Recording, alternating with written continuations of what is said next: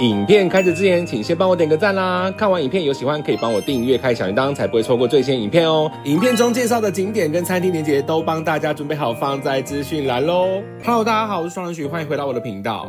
前面幾集我們透過自駕的方式玩東京近郊，這集開始我們想介紹不自駕也能玩的東京近郊區域。今天我們將用一日券玩致富跟長近地區。一早我們就先搭乘山手線到池袋站，我們預計從池袋站搭乘西武鐵道前往致富。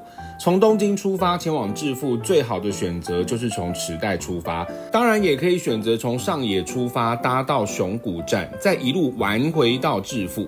那我們這一次選擇的是搭乘西武鐵道，所以我們出發前在 Klook 上購買了電子版的西武一日券，加上長近。購買的時候就要先選擇使用的日期，購買完成就會收到 email 憑證。當天要搭乘的時候，打開憑證就可以收到 QR code。就可以用這個 QR code 搭乘列車咯。從池袋出發到西武致富，最省時的就是搭乘紅色的特快列車。這個列車除了原先購買的一日券之外，還需要額外購買特急券。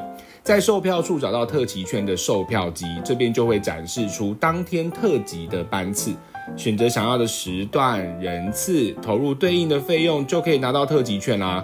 成人單趟是1800日幣。買完特急券就可以刷一日券的 QR code 進站咯。進來之後就會看到紅色特急的標示，往右邊走就會到月台啦。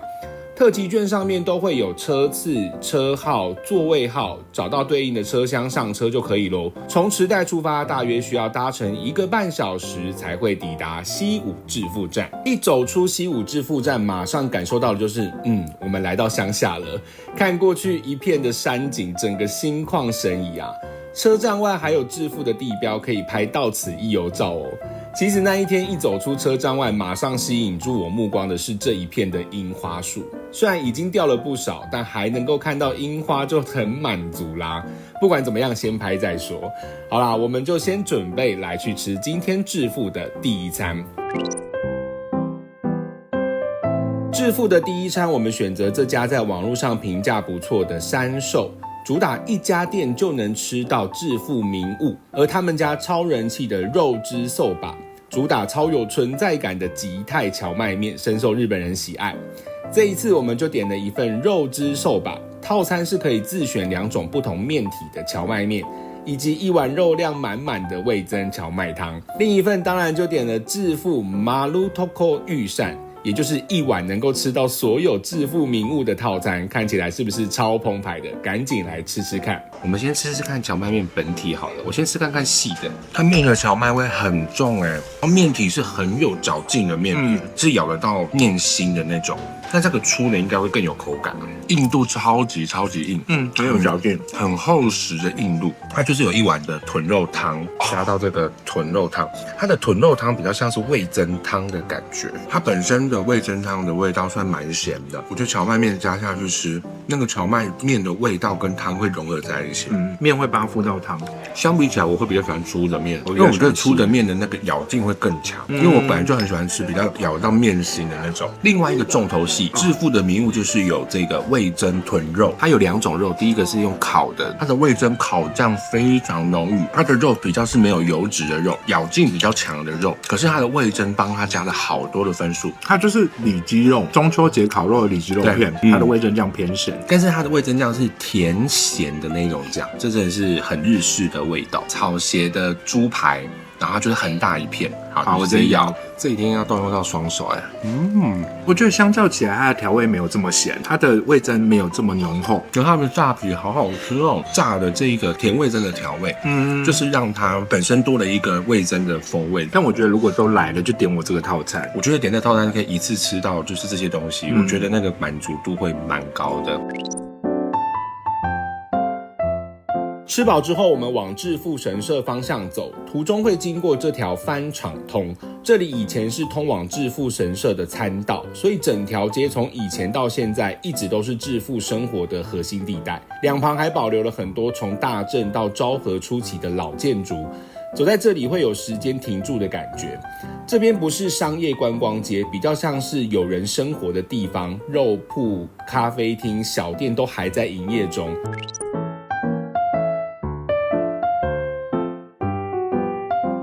走着走着，看到這間在番廠通上的肉的安田屋，是一間很有年代感的在地肉鋪。除了賣生鮮肉品，他們也有現炸的熟食，像炸豬排、可樂餅這種。所以我們就直接買了一個只要100日元的炸馬鈴薯餅，只要台幣20元呢，會不會太便宜啦？炸馬鈴薯很好吃哎，很綿密，而且一個只要100日元，你可以吃得到它那個馬鈴薯的香味，然後它的炸皮也處理得很好，重點是它整個是熱熱的。因為我們看它放在那邊，我們想說会不會就是溫溫的，沒有，它是熱的。然後它的馬鈴薯綿密之外，你還是吃到那個馬鈴薯的香氣。很簡單的美味，很好吃，它有微微的調味。我等下再買一個。順着番廠通一路走到底，就會來到致富神社，這裡是整個致富最重要的信仰中心。結果一走進來，又被櫻花吸走注意力。哎呀，這邊居然還沒掉，真的太漂亮啦！致富神社的歷史超過2000年，是致富地區的總鎮守，也就是守護整個地方的重要神社。從古代到現在，致富居民只要遇到人生大事、祭典節慶，都會前來這邊祈願祭拜。這裡供奉的神明之一是智慧之神，所以很多人會來求學業、工作運、開運跟事業順利。由於致富是日本著名的釀酒重鎮，像是世界級的 Whisky Ichiro Marudo 以及日本酒的致富井，所以神社內不乏會看到日本酒奉納代表感謝神明，來祈求生意興隆。這裡的壽寓所也超好買，御守種類很多，而且設計意外的很可愛，很容易失手。其中最有名的就是這個星星御酒守，祈求喝酒不失態，不容易醉倒，這真的很日本。還有第一次看到這種甬造型的御神籤，雖然看到這個會勾起我小時候不好的回憶，但這也是象徵蛻變、新開始、運勢轉化。接下來我們就慢慢步行到致富站。這跟剛剛的西武致富站不同，這裡是屬於致富鐵道的範疇。想要玩長徑或是熊谷地區，就會需要搭乘致富鐵道。這邊搭乘的方式一樣，可以使用我們在 Klook 上購買的電子一日券，刷 QR code 就可以進站啦。走上來月台之後，真的會覺得這裡好復古哦，好像這邊時間被按暫停鍵的感覺。搭上列車後，沿途的風景真的就是很鄉土，真的是城市當中看不到的景色。大約搭乘半小時左右就會抵達長徑站。一出站就會看到車站正對面有觀光案內所，這邊可以租借電動車、自行車，還有寄放行李的服務，分享給大家參考。一走出站沒多久，就會來到長徑鹽蝶通商店街，這裡是長徑最熱鬧的街道，兩側排列着各式各樣的餐廳、紀念品店，在街上也可以發現許多日式料理的餐廳、特產等等。在這邊逛到這家本橋染工堂，我一開始就是被貓咪給吸引進來。這家店裡面有各式各樣貓咪的周邊商品，每一款都超可愛的。雖然我們是沒有養貓，但我對這種貓咪小物真的毫無招架之力，每一款都超想買的。喜愛貓貓的朋友，這家店一定不能錯過。這家 Nagatoro Egare 是當地超人氣的法式鬆餅與熱狗專賣店，人氣的品項有鬆餅、熱狗堡、甜點跟飲品，其中最有名的就是味噌豬肉系列。這邊點餐要先到右邊的販賣機買票，就是黑黑的那一台，餐點都是現點現做，站在旁邊等的時候，煎餅的奶香加肉香一直飄出來，真的會流口水。這一次點的是把致富名物味噌豬肉夾進鬆餅中，味噌豬肉的熱狗 regular 版立馬開吃。日本的大腸包小腸沒有，它其實是蠻特別的，就是它外面很像是一個法式煎餅，中間包就是煙燻起司香腸，它外面那個薄餅吃起來有蚵仔煎的感覺，中間是有融那個起司在裡面，所以它中間的那個醬的那個滑滑的感覺還是吃得到。中間的香腸是正常，就是有煙燻味，但是不是很重的煙燻味的香腸。我覺得它是特別在餅皮，因為香腸跟我們認知的香腸差不多，只是沒那麼鹹。可是它的餅皮吃起來蠻特別，蠻 Q 的，就是體驗型的美食。哦，對对对。但如果有來長靖的話，我覺得2個人點1份來吃就好。接着來到長靖最經典的代表景點鹽蝶，這邊最特別的就是整片的岩石像榻榻米一樣層層展開，所以被稱為鹽蝶。這些岩盤是數千萬年前海底地層經過隆起，再被荒川常年沖刷形成，非常壯觀。也因為地形很奇特，這邊很早就是地質研究的名所，也被指定為国家天然紀念物。夏天這邊最紅的就是搭遊船長靖溪谷，可以從下往上看壯觀的岩壁景色。這裡現場比影片震撼很多，站在岩石上配上河景，真的會有一種來到秘境的感覺。接下來這裡是長靖的超人氣賞櫻聖地北櫻通，很多日本人春天會專程開車來這邊，就是為了這條路而來。道路兩旁種滿了櫻花樹，盛開時是整排炸開，氣勢非常誇張。中間筆直的道路一路延伸，兩旁的櫻花包圍起來，根本就是天然版的櫻花隧道。雖然我們來的時候櫻花已經開始掉，但反而意外遇到櫻吹雪，風吹過來，花瓣一直飄，夢幻到動畫場景一樣。從車站走出來，遠遠就會看到這座超巨大的白色鳥居，這是寶登山神社的第一鳥居。穿過鳥居後，一路往上就是通往寶登山神社的參道。這次我們特別選擇用走路的方式慢慢往上，就是為了沿途的櫻花美景。雖然兩旁的櫻花幾乎都掉了一半，但因為整條道路的櫻花樹蠻密集的，遠遠的看還是覺得很漂亮。而且走着走着還會突然飄下幾片櫻花，邊走邊賞花，真的是非常舒服。大約步行15分鐘就會來到寶登山神社。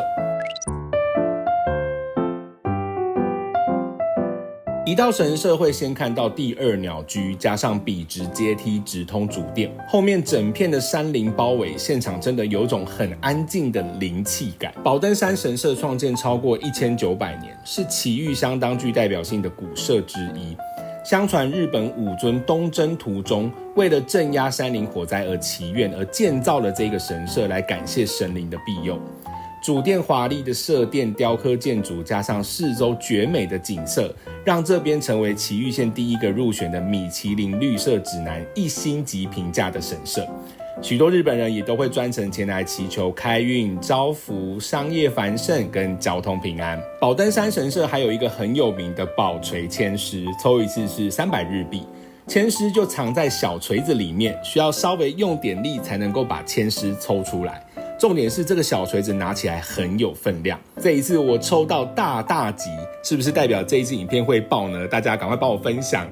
有來這邊真的非常推薦湊一個，把好運一起帶回家。旁邊的壽餘所也有販售各種金色的玉手，招財運、事業運、好運勢通通有，質感也都很好。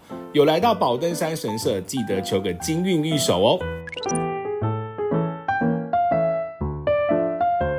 接下來這一間立柱在 Google 跟旅遊平台評價都很高，主打各種栗子甜點，栗子羊羹、栗子饅頭、蒙布朗、冰淇淋通通有。其中人氣的商品就是用新鮮栗泥制作的蒙布朗。身為熱愛栗子的我，當然不能錯過這種神級甜點，栗子蒙布朗冰淇淋，立馬來吃吃看。因為我剛好看到它是用一整個栗子泥去做成這個，所以它就是栗子泥很濃郁，它下面是很濃的牛奶冰淇淋，突然變成那種栗子牛奶的感覺。它的栗子的甜度是比較高一點，可是我覺得好好吃哦。但是我覺得它要混合一起吃，对，單吃會有點太甜。但是牛奶冰淇淋是真的蠻濃郁的，我覺得就算你不想要吃栗子，我覺得單吃冰淇淋，我覺得也蠻不錯。